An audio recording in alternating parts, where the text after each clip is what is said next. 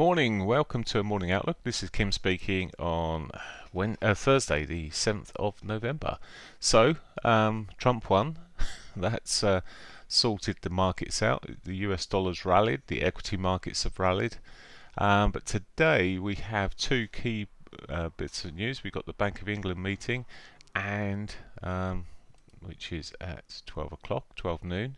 And we've got Bailey speaking after that. There's an expected 0.25% cut there, and the US meeting is happening later, and we've got an expected 0.25% cut on there as well. So 7 p.m. this evening. So followed by a press conference, may get a bit more guidance to how it's expected that the rates would change. The growth figures have been largely good for the US. Has been some softer figures at times, but overall looking quite good.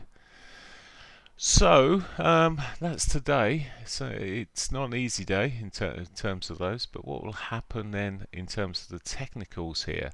Now, we saw quite a strong sell-off yesterday. We'd already seen most of this when I did the update yesterday morning. Not a lot's changed really. It did come off slightly more, I think, than where we was. Where were we? Down. That's 2 o'clock. Looking at the wrong. Look at 60-minute. It'll help. Get out of the way. That's it. What time was that? It was 2 o'clock bar. Yep.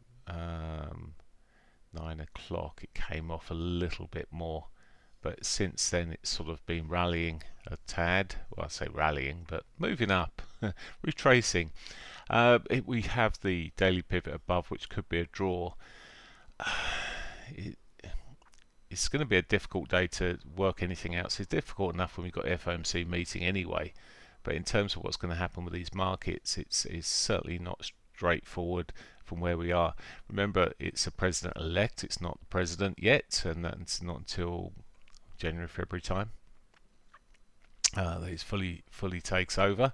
So until then, it's it's what the markets are pricing in, and I guess they'll price things in quite early as they normally do. But it might be another day before things settle out a little bit. As I say, particularly with the FOMC meeting and Bank of England meeting that we've got as well.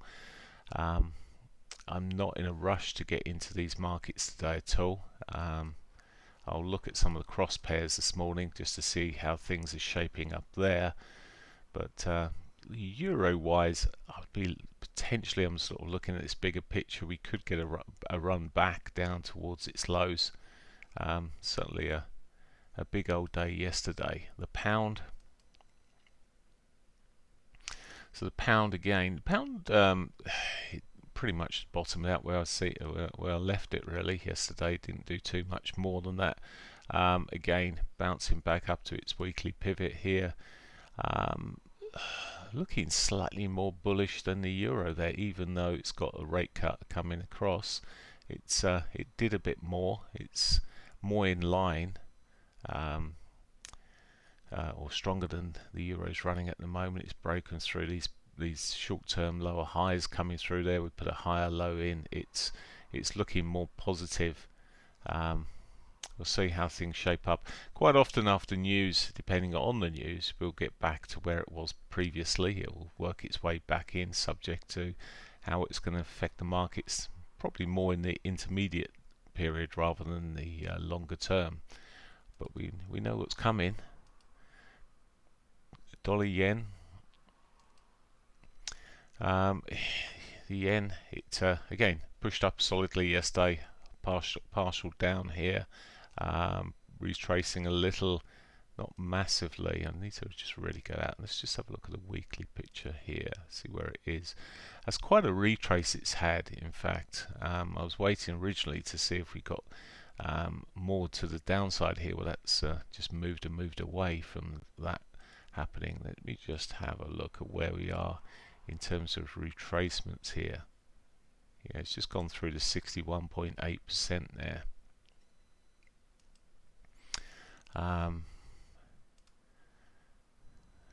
As it's looking at the moment, just curling around here a little as well at this stage.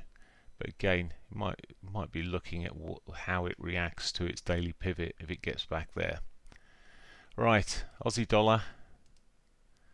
Aussie dollar's looking a lot stronger compared to the others. It is back almost to where it was the day before. So this has moved quite solidly.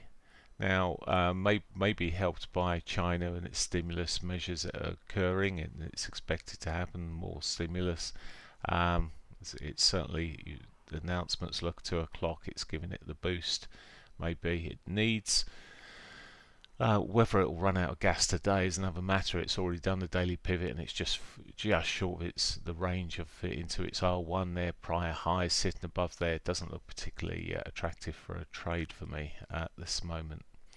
The US dollar CAD also starting to come back again. So it's a similar story across the board really. We're probably just closing in on the 61.8 retrace this hit on this US dollar CAD as well. We could, morning niche, we could see things tumble some more on these. New Zealand, the news is all out now, and it's really more into what the central banks are saying and doing. So we're back to normal in a sense, if having a central bank meeting is normal. The only thing is, I think the comments may be a little bit more guarded on this particular occasion. We'll see. But for now, New Zealand dollar also bouncing, taking a good move through the Asian session there, seeing a bit of a bounce. We're not too far away from the previous highs, but looking at it from a daily perspective, well, through the daily pivot, not far from short of the S1. Again, we've got potential resistance all sitting up here, so trying to ride this bandwagon is going to be a bit difficult right now. I would rather say, it's got some divergence off these lows, a break of the high between the two lows. Will be a bit more positive, and we could see something more coming of that. Dollar Swissy. Well, this is a bit weirder. I say a bit weirder. The Swissy lost quite some ground there, of course. It's not really tipping over quite as much as the others at the moment. It's not regaining its strength. Now, there was a time that it was losing anyway, and it's just sort of come round here a little bit. It's really normalizing things. You put a regression channel on there, it's probably not too, well, it might just be through out the top a little bit, but it's running where you might have expected it to be running. We have got an unchanged daily pivot. It's much more like the yen than anything else. Dollar yen, it's similar picture. This might change course this morning. I say change course, change back into a push through later. But for now, I'll stay clear. Right, let's look at some of these cross pairs and see if there's any opportunities here. Well, the Euro Aussie is not going to be working particularly well because it's we've seen the Aussie gain so much through the Asian session. This is just an hourly chart I'm looking at here. It is below its S1.